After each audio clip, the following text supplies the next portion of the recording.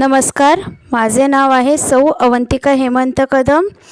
माझी शाळा आहे कुमुद विद्या मंदिर, यशवंतराव चव्हाण महाराष्ट्र मुक्त विद्यापीठ, नाशिक अंतर्गत शालेय व्यवस्थापन पदविका P10 म्हणजेच डिप्लोमा इन एज्युकेशन हा अभ्यासक्रम आहे।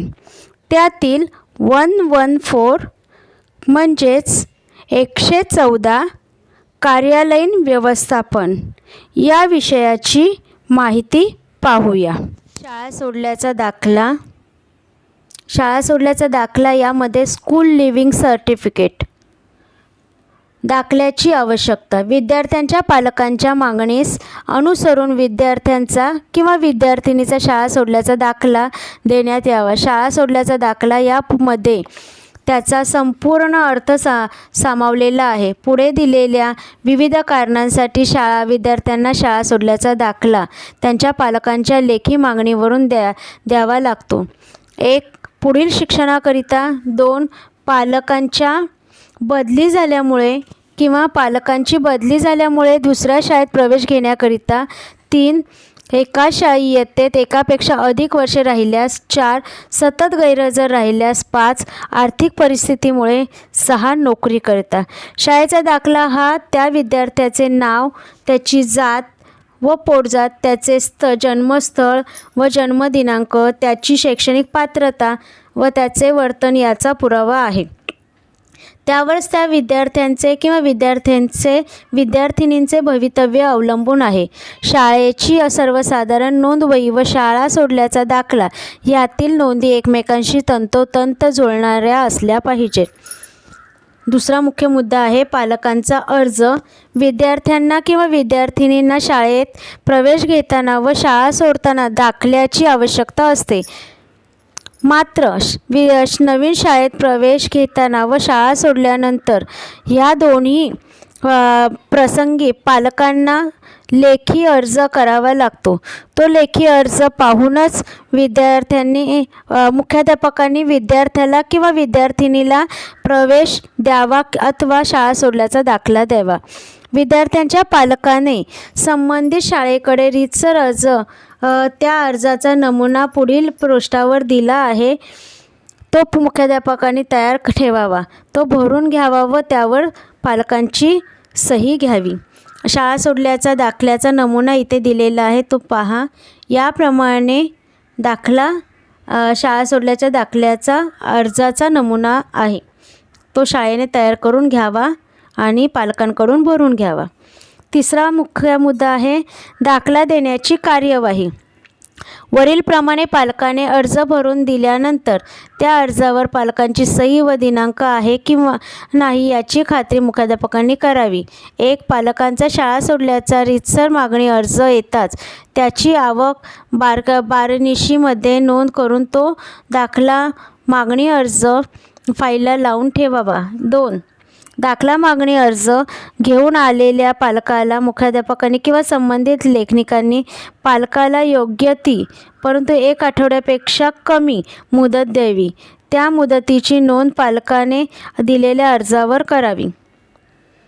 पालकाला कार्यालयात थोडा वेळ बसण्यास सांगावे। या मुदतीत विद्यार्थ्याने किंवा विद्यार्थिनीने शाळा सोडली ते वर्ष व इयत्ता पाहून कॅटलॉग शोधून काढावा। त्यावरील नोंदी पाहून पालकाला येणे फी बाकी असेल तरी तसे सांगावे। त्याप्रमाणे त्याकडे शालेय पुस्तके किंवा इतर काही येणे असल्यास ते सांगावे, म्हणजे दाखल्याकरिता पालकाच्या खेपा फुकट जाणार नाही। 5. विद्यार्थ्यांकडून फी बाकी किंवा अन्य काही येणे बाकी असल्यास वसूल केल्याशिवाय दाखला देऊ नये। दाखला न देण्याचे कारण पालकांना लेखी कळवावे। 6.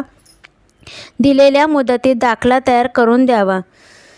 7. पालक किंवा त्यांचा अधिकृत प्रतिनिधी असल्यास त्याची पोच घेऊन मग तो दाखला त्यांना द्यावा। 5वा मुद्दा आहे दुबार दाखला। दाखला मागणीकरता पालकांचा अर्ज येता सर्वसाधारण नोंद वही पाहून काढून त्या विद्यार्थ्यांच्या नावासमोर शेरा कॉलममध्ये जे काही नोंद करून ठेवलेले असेल त्याप्रमाणे पालकांना मार्गदर्शन करावे. पहिला दाखला असल्यास तो रीतसर देण्यात यावा. दुबार दाखला असल्यास पालकांनी त्याच्या कार्यपद्धतीची माहिती द्यावी.